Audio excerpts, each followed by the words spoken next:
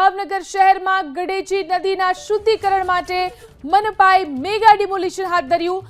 લાંબા સમયથી વિરોધ વચ્ચે દાદાનું બુલડોઝર ફરી વળ્યું। 800 જેટલા ગેરકાયદે બાંધકામોને તોડી પાડવાનું શરૂ કરવામાં આવ્યું છે।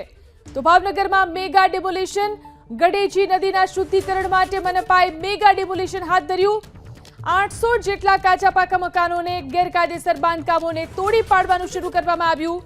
બોર તળાવથી કુંભારવાડા સુધી 4 કિલોમીટરના વિસ્તારમાં દબાણો દૂર કરવામાં આવ્યા। નદી કાંઠા વિસ્તારમાં ગેરકાયદેસર 800 જેટલા કાચા પાકા બાંધકામો દૂર કરાશે। આ વિશે વધુ જાણકારી મેળવી અમારા સંવાદદાતા પાર્થ આપણી સાથે લાઈવ જોડાયા છે। જી પાર્થ, કઈ રીતની કામગીરી ચાલી રહી છે મેગા ડિમોલિશનને લઈને?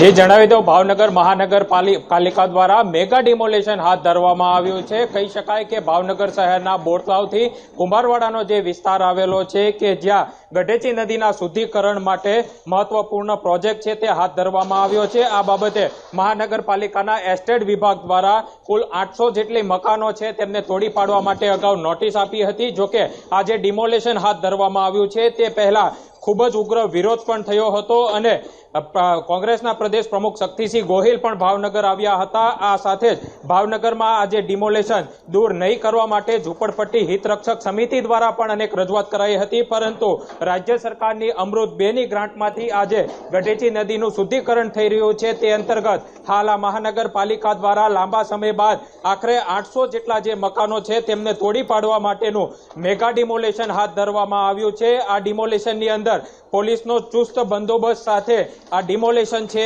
તે હાથ ધરવામાં આવ્યું છે। હાલ આ જે દ્રશ્યો છે તે શહેરના કુંભારવાડા નદી પાસેના છે કે જ્યાં હાલ ડિમોલેશનની કાર્યવાહી છે તે શરૂ કરી દેવામાં આવી છે।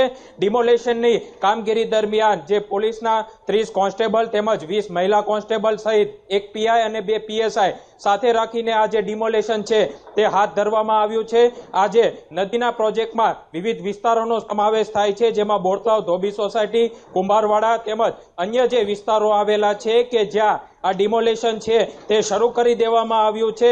જો કે અગાઉ પૂર્વના વિસ્તારની અંદર જે નદીનું શુદ્ધિકરણ છે તેમની માટે મેગા ડિમોલેશન હાથ ધરાયું હતું અને હવે જે પશ્ચિમનો વિસ્તાર આવેલો છે જ્યાં બોરતળાવ ગઢેચી નદીથી કુંભારવાડા સુધીનો જે 4 કિલોમીટરના એરિયાની અંદર આ ડિમોલેશન હાથ ધરવામાં આવ્યું છે। આ કુંભારવાડા નજીકના દ્રશ્યો છે કે જ્યાં આજે વહેલી સવારથી જ ડિમોલેશન છે તે શરૂ કરી દેવામાં આવ્યું છે। મહાનગરપાલિકાના એસ્ટેટ વિભાગ છે તેઓ પણ અહીં પહોંચ્યા છે અને આ જે ડિમોલેશનની કામગીરી દરમિયાન હાલ તોડી પાડવા માટેની કામગીરી છે તે પણ હાથ ધરી દેવામાં આવી છે। અહીંના જે એસ્ટેટ વિભાગના અધિકારી છે તેમની સાથે પણ આ ડિમોલેશનને લઈને ચર્ચા કરવાનો પ્રયાસ કરશું, કારણ કે આ જે ડિમોલેશન છે તેમાં કુલ 800 જેટલા કાચા પાકા મકાન આવે છે કે જેમના પર દાદાનું બુલડોઝર છે તે શરૂ થઈ ચૂક્યું છે। હાલ અહીં જે કોર્પોરેશનના એસ્ટેટ વિભાગના અધિકારી છે સત્યપાલસિંહ, તેમની સાથે વાત કરશું। સત્યપાલસિંહ, કેટલા મકાનો છે તેમને તોડી પાડવામાં આવે છે? જી, 811 ઇમારતો છે કે જે અત્યારે ગઢેચી રિવર બોડીની બંને કાંઠે દબાણ તરીકે નોટિફાઈડ થયેલી છે। અત્યારે એનું ડિમોલેશનની કાર્યવાહી શરૂ છે। સત્યપાલસિંહ, આ કેટલા અગાઉ પણ નોટિસ આપવામાં આવી હતી અને આ સમય આપવામાં આવ્યો હતો કે નહીં સ્થાનિક લોકોને? જીપીએમસી એક્ટની કલમ 477 અન્વયે સર્વપ્રથમ દસ્તાવેજો રજૂ કરવા માટે 7 દિવસનો સમય આપવામાં આવેલો હતો। ત્યારબાદ 478ની કલમ નીચે 15 દિવસનો ખાલી કરવાનો સમય આપવામાં આવેલ હતો।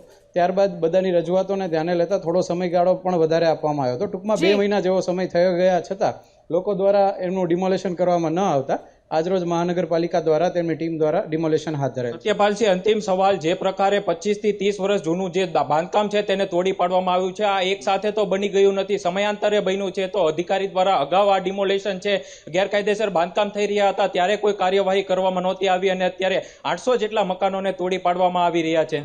જી, હાલ આ પ્રોજેક્ટ ગઢેચી શુદ્ધિકરણનો પ્રોજેક્ટ સ્ટેન્ડિંગ કમિટીમાંથી મંજૂર થયા બાદ 12મી જાન્યુઆરી આસપાસ એનો વર્ક ઓર્ડર આપવામાં આવેલ છે।